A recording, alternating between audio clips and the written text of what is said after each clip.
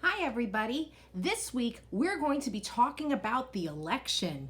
That's right guys, on Tuesday there's going to be an election for a new president. It is so exciting.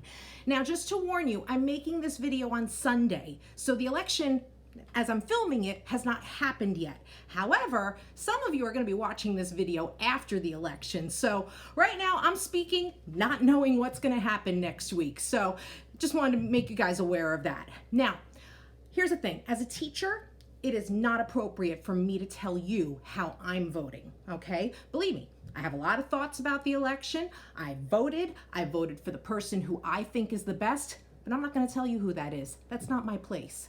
What I think you guys should do is talk to your family members. Ask them if they voted. Ask them how they voted. Ask them what were the things that made them choose that person. And I think that's so important for you to learn about the election and the process of the election. And then when you turn 18, I want you all to start voting, okay? Because that, as an American, that is one of the most important things that we have in this country, and that is a voice.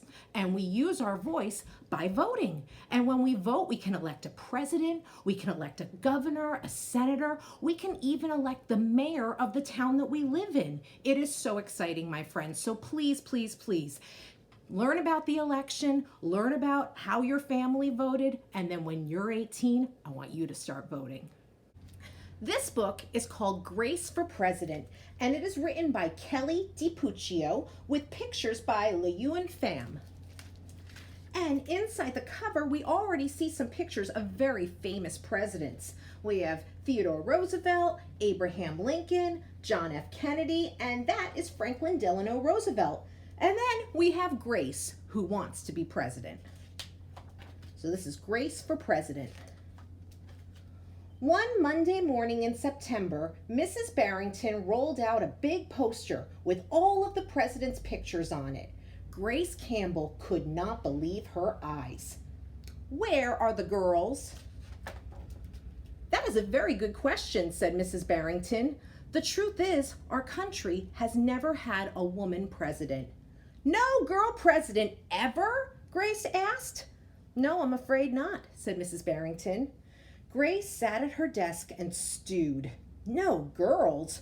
Who ever heard of such a crazy thing? Finally, she raised her hand. Yes, Grace, I've been thinking it over, and I'd like to be president. Several students in the class laughed. Well, I think that's a star-spangled idea, Grace, said Mrs. Barrington. In fact, we can have our own election right here at Woodrow Wilson Elementary. The snickering in the room stopped. Grace smiled. Would anyone else like to run for president? Mrs. Barrington asked the class. Nobody raised their hand. Becoming president was going to be easy, Grace thought.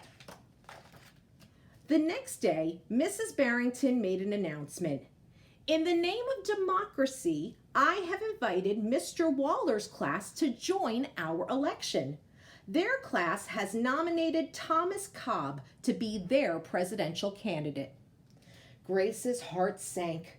Thomas was the school spelling bee champion. His experiments always took a blue ribbon at the science fair, and he was captain of the soccer team.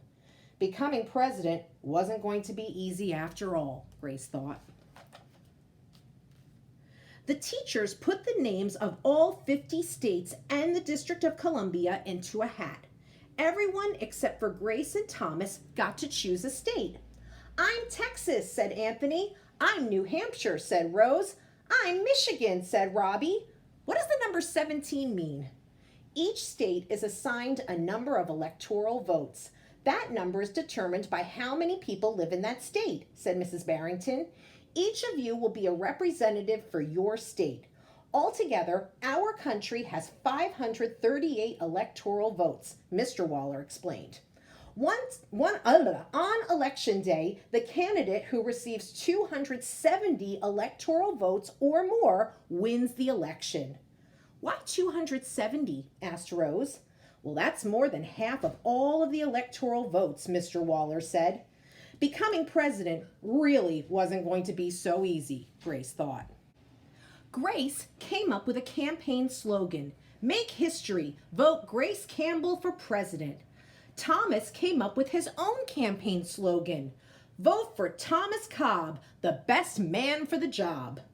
Grace listened to what issues were important to the students, and she made a list of campaign promises. So here's the list. It says, a peaceful school, no bullies, a cleaner school, no littering, better hot lunches, no more fish stick tacos. Thomas made up his own list of promises. Free tutoring, free soccer lessons, fish stick tacos every week. Grace made campaign posters and buttons. Thomas made posters and buttons too. Each week, the teachers set aside time for the candidates to meet with their constituents. Polls were taken. Voters were making their choices. Grace continued to campaign. At recess, she gave speeches. During lunch, she handed out free cupcakes. After school, she held rallies. Meanwhile, Thomas wasn't worried. He had cleverly calculated that the boys held slightly more electoral votes than the girls. At recess, Thomas studied his spelling words. During lunch, he worked on his latest science experiment. After school, he played soccer. Even before the election, Grace made good on her promises.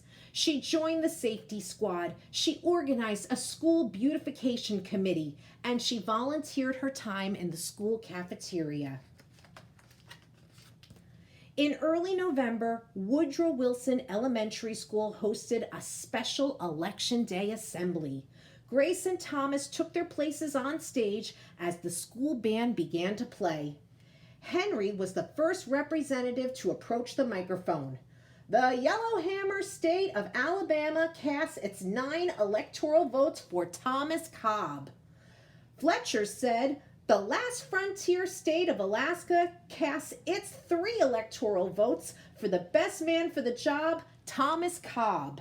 Hannah called out, the Grand Canyon state of Arizona casts its 10 electoral votes for Grace Campbell.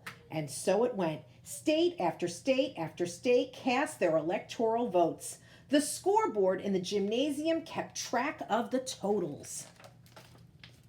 The voting demonstration was quickly coming to an end. Clara approached the platform.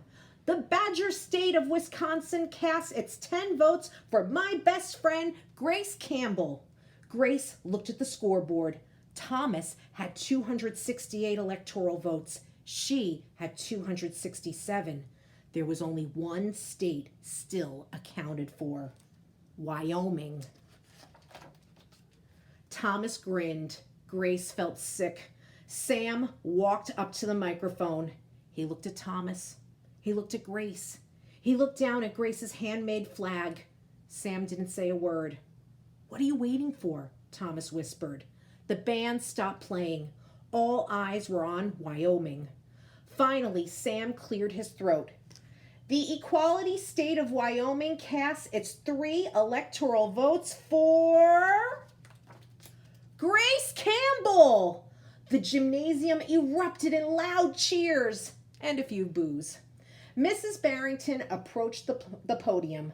With 270 electoral votes, the winner is Grace Campbell. Thomas looked stunned. Grace hugged Sam. "Why did you do it?" she asked. Sam handed Grace his flag. "Because," he said, "I thought you were the best person for the job." The following week, the students in Mrs. Barrington's class were preparing for their career day presentations. Grace volunteered to go first. She stood at the front of the room and glanced at the poster still hanging on the wall. "My name is Grace Campbell, and when I grow up, I'm going to be President of the United States." This time, everyone believed that she would. The end. I hope you enjoyed Grace for President. Have an excellent week, everybody.